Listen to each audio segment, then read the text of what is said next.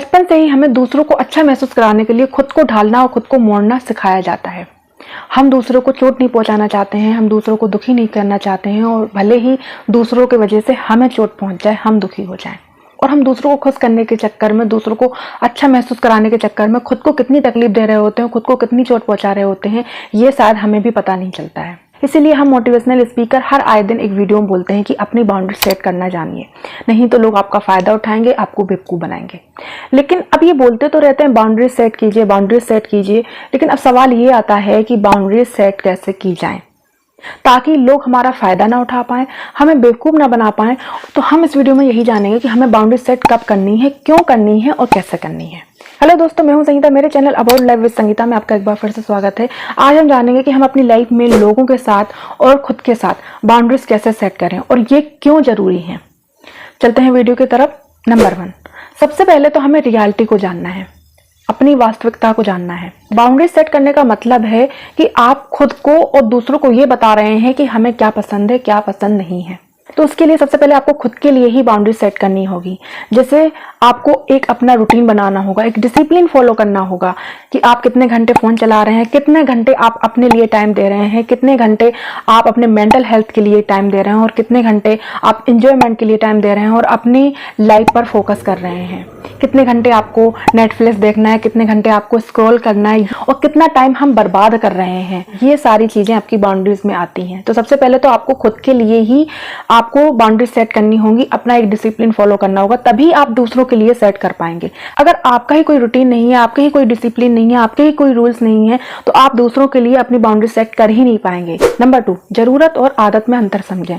आपको यह समझना बहुत जरूरी है कि किसे आपकी वाकई में जरूरत है और कौन आपकी जरूरत का फायदा उठा रहा है। कई लोगों की आदत होती है कि वो अपना काम दूसरों से करवा लेते हैं, उनकी ये आदत में है, और वो ऐसे ही पर्सन को चुनते हैं जो इंसान उनका काम कर सके, जो इंसान को आसानी से वो बेवकूफ बना सके, जिस इंसान का वो आसानी से फायदा उठा सके, और उनमें से आप भी हो सकते हैं। तो आपको ये समझना बहुत जरूरी है कि वाकई में इस इंसान को मेरी जरूरत है, कि इसकी ये आदत है दूसरों से अपना काम निकलवाने की। अगर वाकई में किसी को मदद की जरूरत है तो उसकी बिल्कुल मदद कीजिए।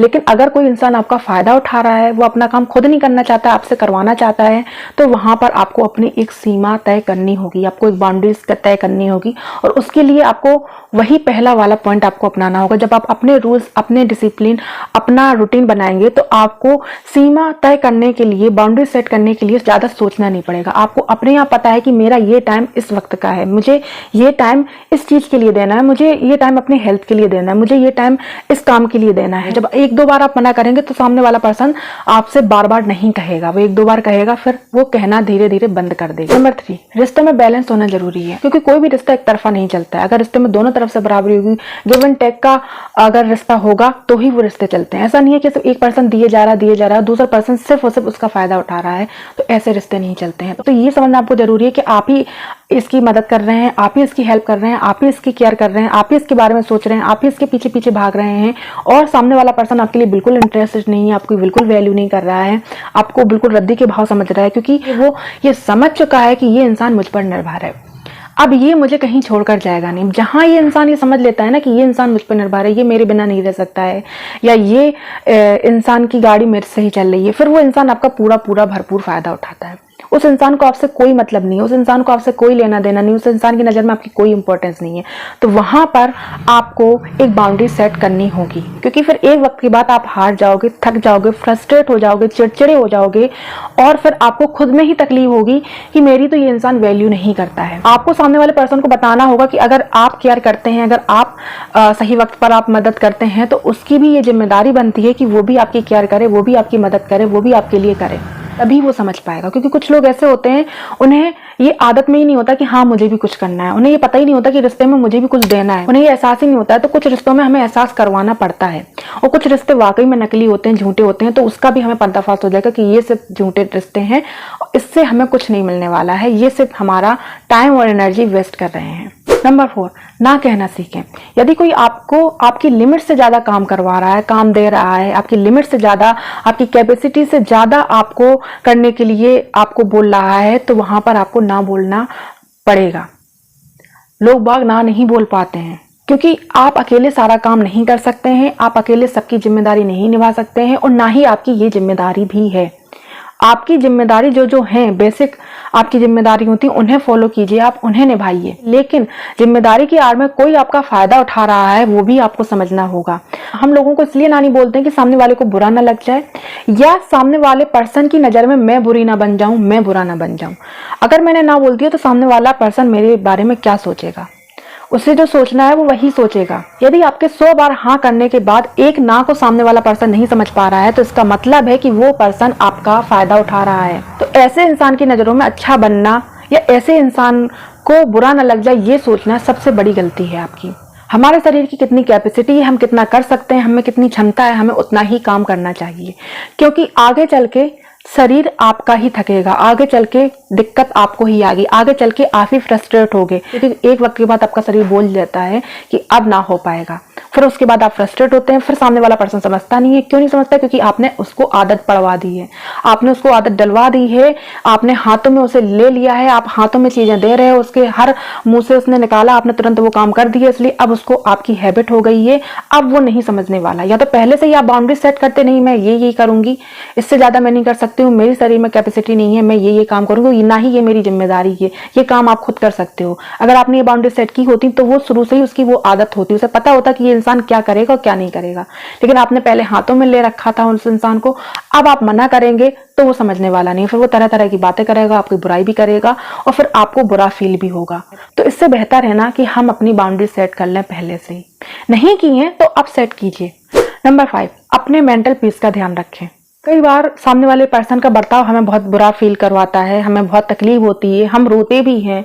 सामने वाला पर्सन बहुत बुरा बोल जाता है, ये सामने वाला पर्सन हमारे साथ बहुत बुरा कर रहा होता है, लेकिन हम नहीं बोल पाते हैं, कभी बड़े होने के लिहाज से और कभी इस लिहाज से कि शायद इसको बुरा ना लग जाए। इसलिए हम घुटते रहते हैं, कुड़ते रहते हैं, रोते रहते हैं, अंदर अंदर खुद को कोसते रहते हैं, खुद को तकलीफ देते रहते हैं। लेकिन हम उस इंसान को नहीं कहते हैं कि नहीं ये अब बहुत ज्यादा हो रहा है, ये अब मुझसे बर्दाश्त के बाहर है, इतना नहीं कह पाते हम। और उसका सामने वाला पर्सन भरपूर फायदा उठाता है, उसे लगता है इसमें कमी है इसलिए ये सुन रहा है। कुछ लोगों को लगता है कि ये ऐसा ही है, इसको सुना सकते हैं हम, ये दबा हुआ है, इसको हम सुना सकते हैं, इसको हम कुछ भी कह सकते हैं। कुछ लोगों को लगता है ये इसलिए सुन रहा है, सुन रही है क्योंकि इसमें कमी है। यहाँ पर भी हमें बाउंड्री सेट करनी है, क्योंकि अगर हमने यहाँ पर बाउंड्री सेट नहीं की है तो हम मेंटल हेल्थ के साथ खिलवाड़ कर रहे हैं अपने। हम जब परेशान होंगे, फ्रस्ट्रेट होंगे, जैसा कि मैंने कहा, जब हम अंदर ही अंदर घुटते हैं तो वो सबसे ज्यादा हमारे मेंटल हेल्थ पर असर करता है। हमें पता भी नहीं चलता है, हम डिप्रेशन के शिकार हो जाते हैं। आजकल अब इंटरनेट पर ये डिप्रेशन चीजें बहुत सुनने को मिल रही हैं, लेकिन एक वक्त ऐसा था जब लोगों को ये तक नहीं पता था कि डिप्रेशन होता क्या है। लेकिन हाँ, वो उन चीजों से गुजर रहे होते हैं, उन्हें ये नहीं पता होता कि ये डिप्रेशन होता है, और हमारी मेंटल हेल्थ खराब होने लगती है। जाहिर सी बात है, जब हमारी मेंटल हेल्थ खराब होगी तो हम फिजिकल वीक भी होंगे, हम फिजिकल हेल्थ भी अपनी खराब कर लेंगे, हमारा किसी काम में मन नहीं लगेगा, हम वही काम अच्छे से टाइम टेबल कर लेते थे वो काम नहीं कर पाएंगे, हमें समझ में नहीं आएगा हमें क्या करना चाहिए क्या नहीं करना चाहिए, हम चाह कर भी कुछ नहीं कर पाते। हमारा शरीर इतना बेकार हो जाता है क्योंकि हम दिलो दिमाग में उलझे हुए हैं, हमें समझ ही नहीं आ रहा है, हम घुट रहे हैं, हम तड़प रहे हैं अंदर ही अंदर। लेकिन हमारी इस फीलिंग को कोई नहीं समझ सकता है और इसका सीधा सा असर हमारी पूरी लाइफ पर पड़ता है। अगर हम इस जोन से बाहर नहीं आते हैं तो इसका पूरा असर हमारी लाइफ पर पड़ता है। तो इससे बेहतर है ना कि ये सब ना हो, हम एक बाउंड्री सेट करें, हम एक लिमिट बनाएं। क्योंकि अगर हम सुनते रहेंगे तो सामने वाला हमें सुनाता रहेगा, अगर हम दबते रहेंगे तो सामने वाला हमें दबाता रहेगा। इसलिए अब वक्त आ गया है खुद के लिए स्टैंड लेने का, अब वक्त आ गया है खुद के लिए बोलने का। अब इसके ज्यादा नहीं सुन सकते, नहीं तो मैं अपने हेल्थ से खिलवाड़ कर रहा हूँ, मेरी हेल्थ खराब हो जाएगी। अब मैं अगर इससे ज्यादा सुनूंगा या सुनूंगी, सामने वाले पर्सन को आपको बताना होगा कि हम चुप हैं। इसका मतलब ये नहीं है कि हमें बोलना नहीं आता है या हमें कुछ कहना नहीं आता, ये हम में कमी है। हम चुप इसलिए कि घर का माहौल खराब ना हो, हम चुप इसलिए कि हमारे रिश्ते खराब ना हो, हम चुप इसलिए हैं ताकि शायद आप बड़े हो, बड़ों से बोलना हमारे रिस्पेक्ट के खिलाफ है। लेकिन अगर आप लिमिट क्रॉस करेंगे तो फिर बोलना पड़ेगा, फिर बताना पड़ेगा, फिर चीजें क्लियर करनी पड़ेंगी, ये चीजें आपको बोलनी पड़ेंगी, स्टैंड लेना पड़ेगा। तभी सामने वाला पर्सन आपकी चीजों को समझेगा। और नहीं भी समझेगा तो आपको दबा नहीं पाएगा वो, जब आप एक बाउंड्री सेट करेंगे, जब एक लिमिट सेट करेंगे। उम्मीद है वीडियो आपके लिए हेल्पफुल रही होगी। मिलते हैं अगली वीडियो में, तब तक के लिए खुश रहें, स्वस्थ रहें।